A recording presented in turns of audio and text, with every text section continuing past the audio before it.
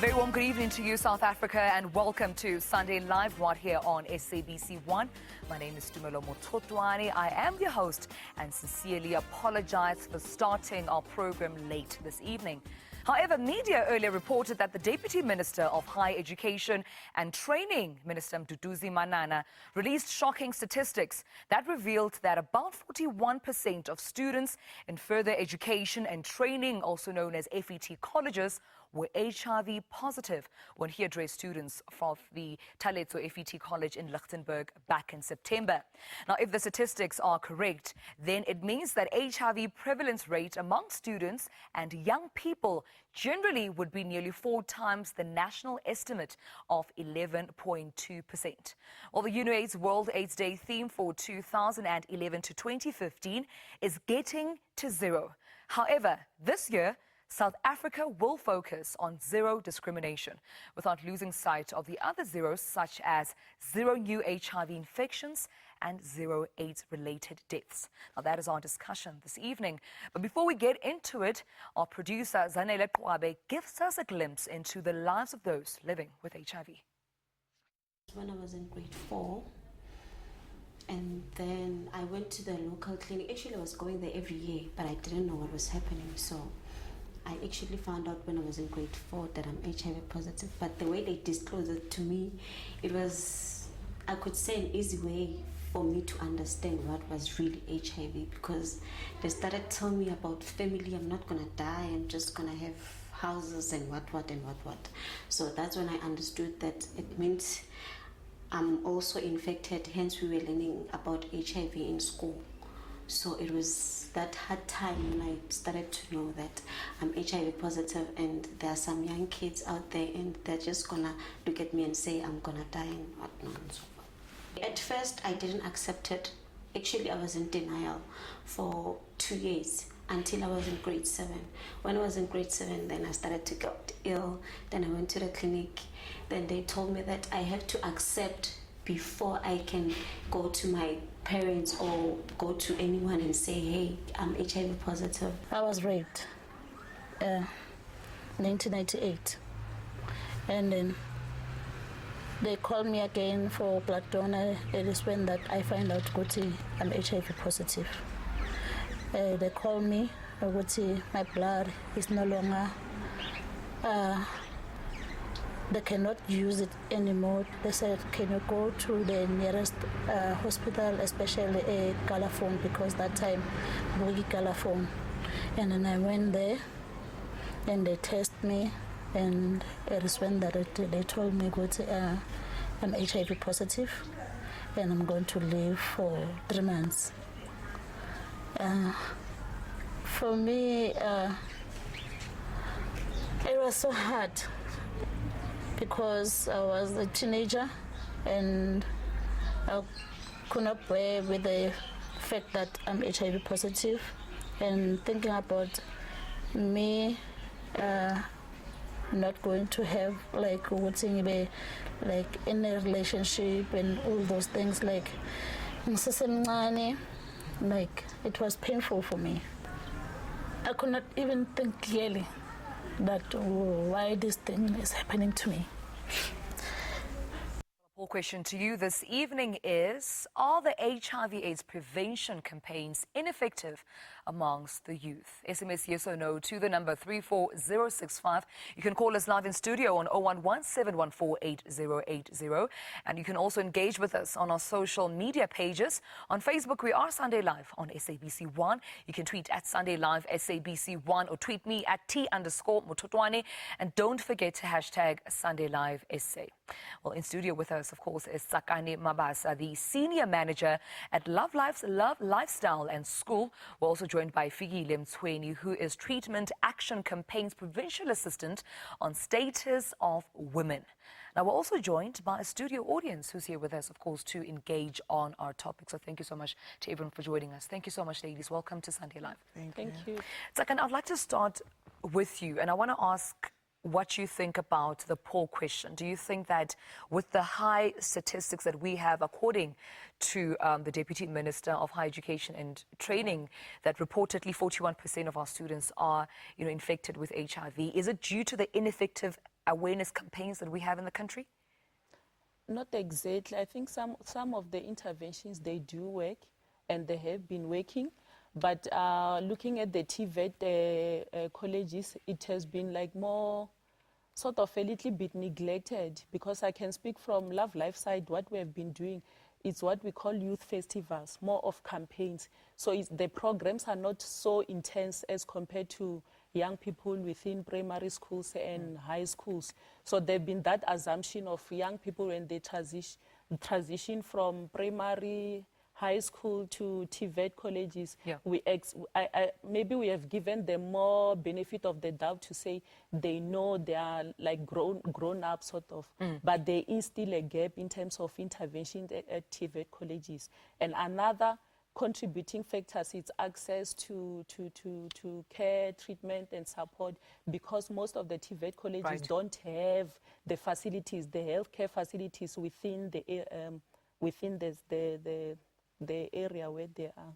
Now, Fikile, you are from Treatment Action Campaigns, and you're also the provincial assistant. Then you are under, the status on women. We've also seen 2 women sharing, their story around how they were infected and what their life's journey meant. What are some of, the statistics around the infections on young women in South Africa? Okay, as much as we try our level best to educate young women, especially on Treatment Action Campaign, we've got a program which we call it SRHR, Sexual Reproductive Health and Rights. We try our level best as Treatment Action Campaign to go all over in all districts, whereby we educate in schools and out of school young women. With the education that we are giving, I think we are trying to reduce the high rate of HIV and AIDS. Right. But there is a problem, because at some point we are failed by our government in terms of prevention. There are times whereby there are stockouts in our local clinics, and for people to access those treatments, it's a challenge, because you cannot go to access the treatment that is not there. And remember, some of those kids are in schools, and the stigma and discrimination amongst themselves, because in most cases, it's hard for a guardian to tell a child that she was born or he was born with HIV and AIDS. So the education that we are giving to the learners, it's about that. And I guess my question to you, Tsakani, is with UNAIDS' theme of getting to zero and South Africa's vision for this year being zero discrimination, do you think that's achievable? I think the zero discrimination, it is achievable. Yeah, because looking at South Africa from where we are coming from, there's a lot of improvement in terms of stigma. And currently, when you look at the situation, although stigma is still there, there's some improvement in different communities where people are, if you are HIV positive, it's like you have sugar diabetes or any other chronic conditions, and people are freely interacting with their families, and disclosure has improved. People do disclose to their family members. And the knowledge on HIV has increased in most of the community. So they've got better understanding to say HIV is not that it's not infectious, like you need to be not sharing a toilet with somebody who's infected. You don't have to share food together. So people have got knowledge. The knowledge has improved, although we cannot say we have enough knowledge. But I'll disagree with that, because in many cases, as much as TAC we are based in clinics, we got issues whereby young kids, when they have to access the treatment and stuff, the attitude of nurses, because they are young, and this program whereby it's an interrogation of services in our clinics, whereby an older person should sit next to the younger person to go and access same treatment. And it will be hard for that young person to access that treatment, because there is integration. Yes, we want that integration, but the separate of rooms also plays a crucial role, because when you go to clinics, especially in public clinics, you'll find that most people who should access ARVs, there is only one room for them. And if possible, all clinics can make sure that if you enter in a room, you access everything that you are there, contraceptives and all medication, that high blood and stuff. I think the discrimination will reduced. Alrighty then. Well, that's a discussion we are having tonight on Sunday Live. Well, we've heard, of course, from media reports that 41% of our youth and students account of HIV infections in the country. Is it due to ineffective campaigns? I want to hear from you. Call me on 011-714-8080, but only when Sunday Live returns.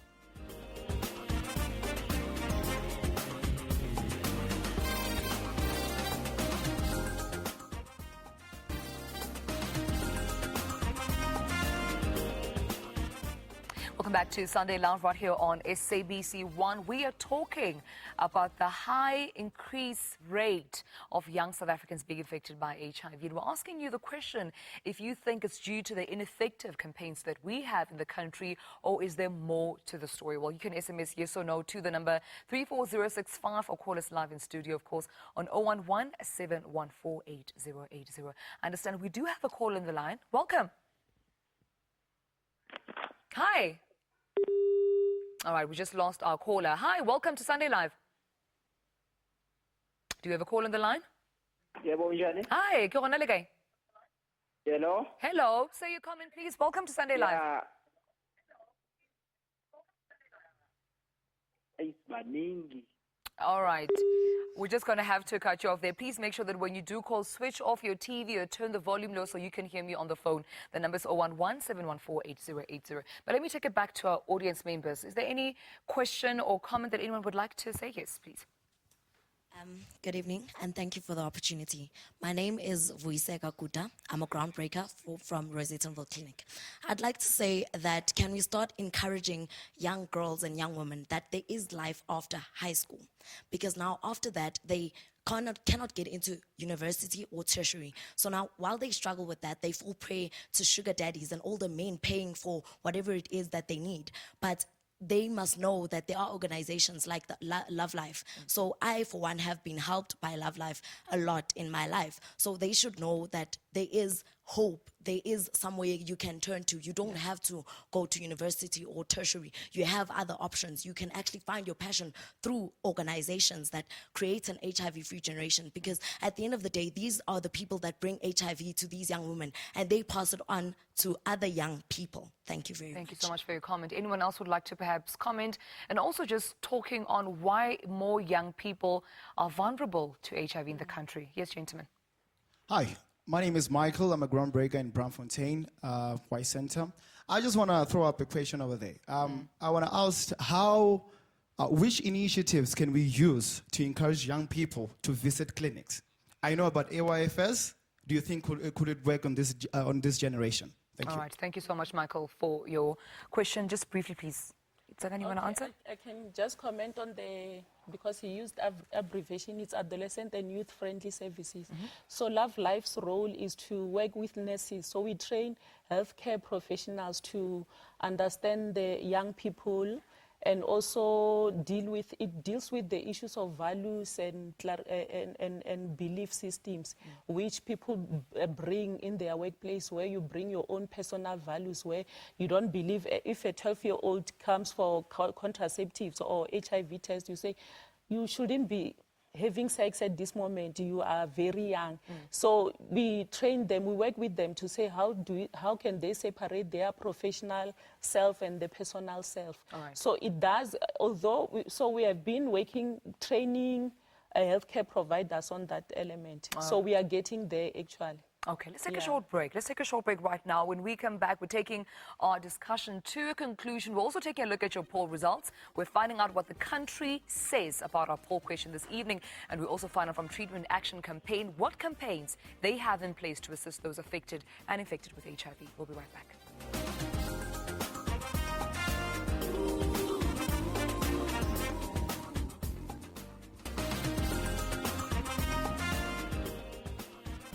Welcome back to Sunday Live. We've almost reached the end of our program right here on SABC 1, but I'm going to take it back to our audience members just to find out more views from them regarding our topic this evening. Anyone who'd like to comment? Yes, gentlemen. Good afternoon, everyone. My name is Prosper.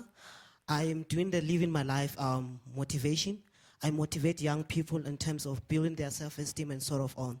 While I can say that we as Love Life, we have what we call a bond-free dialogue, where we engage parents and youth, because we feel like parents are not supporting youth enough. So we encourage youth and parents to be together with this bond-free dialogue. It helps youth to develop themselves. And again, we have this thing called Mpinchi program, where we engage young people to have this peer education, because there's what we call peer pressure. There's positive peer pressure, there's negative peer pressure. So this peer education motivates young people to have a lifestyle and a good lifestyle. Yes. Thank you so much. And I also feel like my question earlier wasn't answered. Why do you think that young people are vulnerable to HIV infections? Anyone else that hasn't spoken before, please, that would like to take that?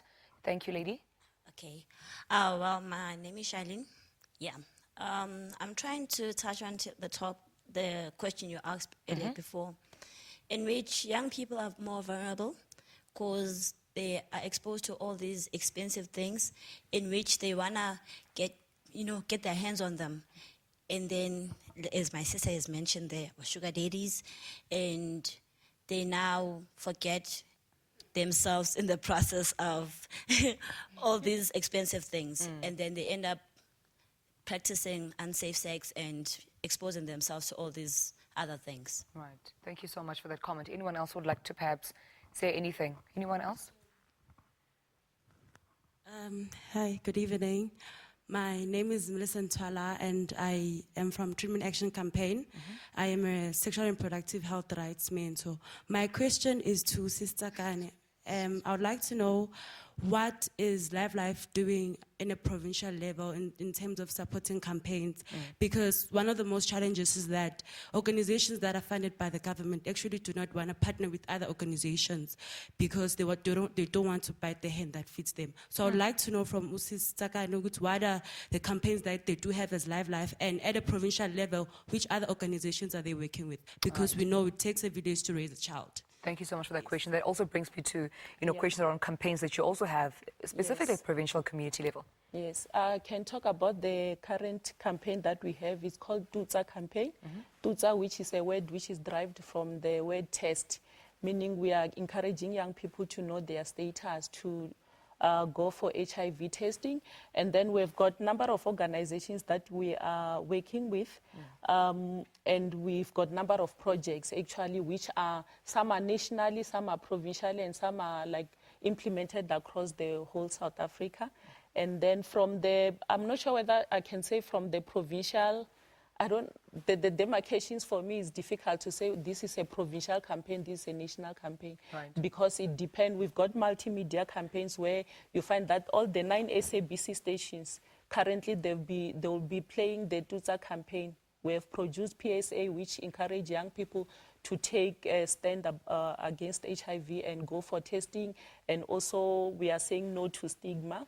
So it's a national campaign because we also work with the community radio stations, more than 20 community radio stations, which we give them content on daily basis besides the campaign. So we promote HIV campaigns to say we don't wait for the World AIDS Day. So we have been working with the community stations throughout the whole year. Alrighty then. Yes. And yourself, Figile, what campaigns do you have in place, and where can people, access more information? Or as Treatment Action Campaign, as we have said, we've got a SRHR program whereby they are doing dialogues in schools and out of schools to educate young people and do workshops. And when it was started far east of Ekurhuleni, but now it has spread the entire Gauteng, whereby, as our mentor is amongst our midst, is every time they are visiting all locations whereby they gather and educate young people, and we partner with other organizations so that we can help the community. And we are trying our level best. Like currently now we have 90 strategy whereby know your status, be on treatment, and be safe on the treatment. So on that campaigns that we are doing and other campaigns, we are managing to reach the youth. Alrighty then. Well, we asked you the question back at home, speaking of the youth, if you think prevention campaigns are ineffective amongst the youth. Hence, we do have the reported 41% infection rate. And according to our voters, 80% of our voters voted yes. They are actually ineffective, and 20% voted no. Sakani, you don't agree? What's your comment on the poll question? No, I do agree. You agree? Yeah. Right. Yeah. And But I can talk a little bit about the Love Life programs. Mm-hmm. Yeah. So we also have schools program which start, our target audience starts from the age of 12 to 19, which is the primary and the high school level. And our secondary group is the young people between the age of 19 to 24. Right. So the schools program, we've got intense schools program, like the one that he mentioned, the Living My Life, which is more of a motivation. It focuses on personal development and career development so that young people stay focused on what they want to achieve, irrespective of their family circumstances. Right. And then we also have the sexual reproductive health program, which is called Love for Life. Okay. So we try to complement the life orientation so that the learning can become more interactive, more fun, and it's implemented by our groundbreakers. Alrighty then. Yes. And Fikile, just your last words, especially even on the poll results, before we close. I do agree about the poor results because the government is failing us at some point. So we need to engage ourselves and other organizations so we can work together. And the engagement of the government, we highly appreciate it if they can engage more, All right. especially on drug stock out and other attitudes of nurses. Well, thank you so much. Thank you, Fikile, for coming. Thank you so much, Sakani, for joining us. And thanks to our audience members for those very much valuable input. Thanks to you at home for watching us right here on Sunday Live. We do appreciate, of course, the feedback, the engagement on social media. It's been amazing. Thank you so much for also participating in our poll question. But this is where we come to the end of our program. My name is Tumelo Mototwane. I'll see you again next Sunday. Until then, it's a good night.